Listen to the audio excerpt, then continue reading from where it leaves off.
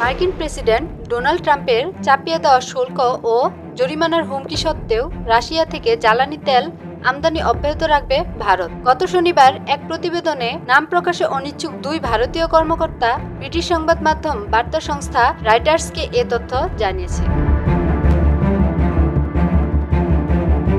প্রতিবেদনে বলা হয়, সম্প্রতি ট্রাম্প ভারতের বিরুদ্ধে শুল্ক আরোপ এবং রাশিয়ার সঙ্গে জ্বালানি ও অস্ত্র চুক্তির অভিযোগ তোলেন। গত বুধবার তিনি তার সামাজিক যোগাযোগ মাধ্যম ট্রুথ সোশ্যাল প্ল্যাটফর্মে লেখেন, ভারত 25% শুল্ক দেবে এবং উপরোক্ত আচরণের জন্য জরিমানাও দেবে, যা আগস্টের শুরু থেকেই কার্যকর করা হবে। এরপরই গত শুক্রবার ট্রাম্প দাবি করেন তিনি শুনেছেন ভারত আর রাশিয়া থেকে তেল কিনবে না, যদিও তিনি সে সময় ওই দাবির কোনো প্রমাণ হাজির করতে পারেননি। তবে ট্রাম্পের দাবিকে অস্বীকার করে ভারত সরকারের দুই কর্মকর্তা রয়টার্সকে জানান, রাশিয়া থেকে তেল কেনা বন্ধ করার কোনো পরিকল্পনা নেই।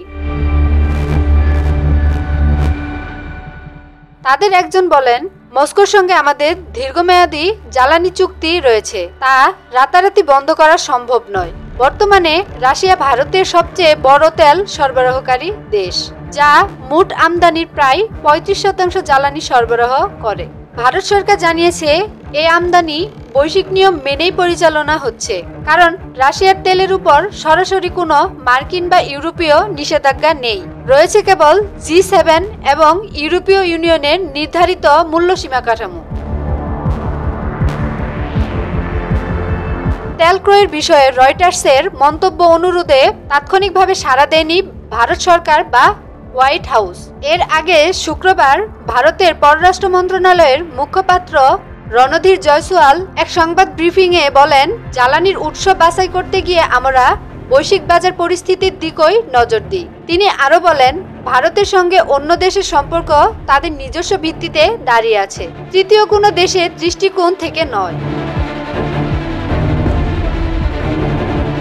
বিশ্লেষকের মতে ভারত ও যুক্তরাষ্ট্রের সম্পর্কের এক প্রকার সন্ধি বিচ্ছেদের দিকে যাচ্ছে, যা পরবর্তী বৈশ্বিক বাজারে অস্থিরতা তৈরি করতে পারে।